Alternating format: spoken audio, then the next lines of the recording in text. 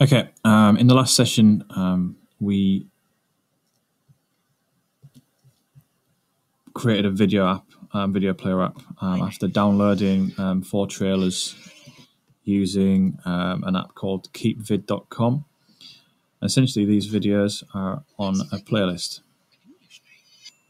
So the first one runs, and if I leave it running, they autoplay and load to the end.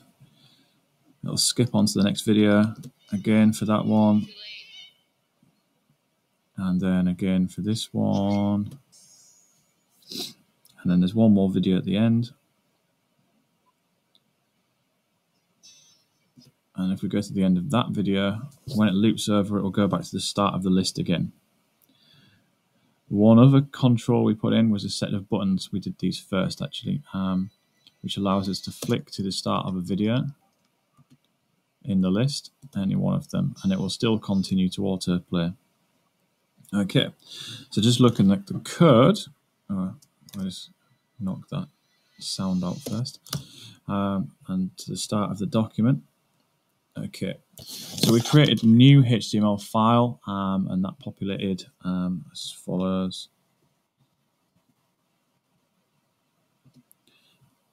Just quickly have a look at the structure. So it gives you all of this as usual, and the first thing we did was give a title to the document. Okay, I'm not going to save any changes there. So I set the title, and then in the head we did a little bit of script to start off with. Let's stop that sound again. So we created an array. An array is a type of variable. It's essentially like a list. It can hold lots of values. Those values can be indexed either by name, a meaningful index known as an associative index, or we could just have a numeric. And in this case, we've used numeric. So there's a key. Each value has a key, so we can access it. These are much more powerful than just individual variables then. And I've used a method called push. It's a method that's essentially a function, a list of instructions that allows us to do something to vid list. In this case, it allows me to put another value in, and that value will then assume the key. Since this is the first one, that key will be 0, then 1, then 2, then 3. We check the video list, and if we have a quick look at the document, you will notice the way that that comes out. There we go. There's the list. It's not being collapsed or anything. And then we close the script. We close the head, and we go into the body. In the body, we created a paragraph containing 4 buttons. Each one of those buttons, when clicked, will run a function called load video. When it's calling that function, it's sending an argument, a number 0, 1, 2, 3. It corresponds to the video file in the list, and the list essentially is a path to the folder called videos, and then the file within there, as so. What that means is to create that little bit of structure, we actually used a shortcut called emit. So I typed in P, and then we put an angle bracket, and what that gives us is a child of that paragraph. It's nesting, and you can see that with the indentation that I've used, that it's nested within. So the buttons are nested within the paragraph. It just allows us to position them with a little bit more space. And then we tell it that we would like button, and that button will be called video, and then $. $, assumes a number each time, or for every instance that we create. We can then also give it a custom attribute, and the custom attribute we're looking for is on click. Strictly speaking, is an event rather than an attribute, but you can actually access them in the same syntax as a an attribute. So I would then put load video and dollar, sorry, inside of brackets. And then in some curly brackets, we'll just give it its name or value that goes in the button itself, visually anyway. And then that would be video dollar. I can then put in a little asterisk multiplication and tell it to do 4 of those. Press the tab key and it will just create them all for me. And that's called Emmet, and there's lots of shortcuts we've been using previously. It's a very powerful little feature you can add to any text-based editor. After those buttons, we've got a video. The video's got an ID of main player. We use the ID to access it and tell it what to do using code. And then we've got autoplay set, so when the page loads, it will run through the videos automatically all by itself. That's not necessarily the best convention in terms of user experience, unless they're expecting to arrive at a video site, I suppose. Then after the body, so all we've really got in the HTML document is 4 buttons inside of a paragraph and a video element.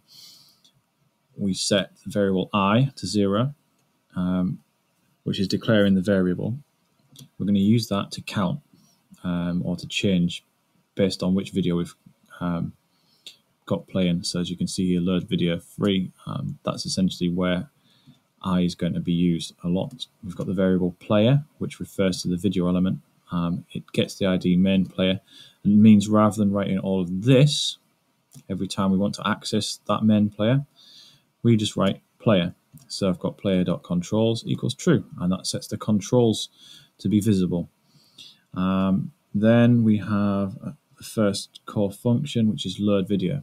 Load video runs when you click on one of the buttons. What it does is it takes the value you send to it when you say load video, and this is the parameter. The parameter is called key in this case, so that's the variable name. And when we pass it an actual number, it's an argument. Same thing pretty much, parameter and argument. Parameter is the variable in the definition. The argument is the value that is sent through the function when you call it. What we're doing is checking if it's been set. So if it exists, that means we will be able to use it to access the video list and the file path for that key. We then set I to equal index, which actually should be I equals key. Now that I've changed it to key, what it means is if we use the buttons to navigate and change video, the autoplay should still work because it knows the correct number of video that it's playing. The alternative is if key's not been set, player source will just default to playing video 0. And then when it's done all of that, it plays the player, although it's set to autoplay, so it probably shouldn't matter too much. Then we've got a function called next video. Next video triggers when the video has finished. So it waits until the video has finished playing. The computer tells us that it's finished, and then we handle that. So we just got a short condition here, which is saying if I is greater than 2, and because we're using the count of 0, 1, 2, 3 for the 4 videos, that means that if we were up to number 3, we will be on the last video. We could do this by accessing vidlist.length -1 as well. If we were working with an unknown number of videos, that would be the way to handle it. And then we set I to equal 0. So essentially we're going to say, if this is the last video, or was the last video, we want to move back to the first video. And the first video in the queue is 0 in vidlist. Otherwise, I gets bigger by 1 using the incremental operator, or the shortcut for plus equals 1, which is plus plus. Then we add the path from vidlist for whatever number it is that we've got to the source for the player, tell the player to play, and off it goes. There is one other function, log time. I'm not going to pay too much attention to that. That's an additional function, really, just at this point. So we've got load video called first off. That means that a video starts irrespective of whether someone's pressed the button. And then we've got player.onEnded equals next video. So all that does is it runs the function next video. It's the same as using the following syntax of player.add event listener and then click and sorry, not click. Well, it's the same syntax at least.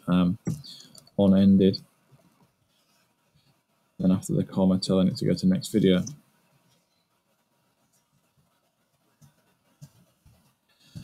So it's slightly shorter than that version, which is why I've used it. And then we've got another one underneath on time update for the player. We log the time. And in practice, well, as you've seen, when we play through and go to the end of the video, it will auto-play to the next one. If I click on the button for video 4, that'll take me to video 4. I can go to the end of that video, let it run through. And while I'm at it, I'll just open up the console. Everything's working apart from I seem to have made a bit of a mistake with the index at some point when I changed the variable from name index to key. I just need to find that and that'll be fine, fixed.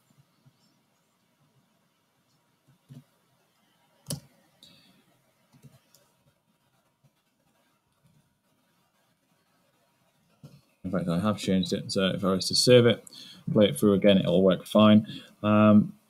Okay, and all you need to do is work up to that point, and you'll have caught up.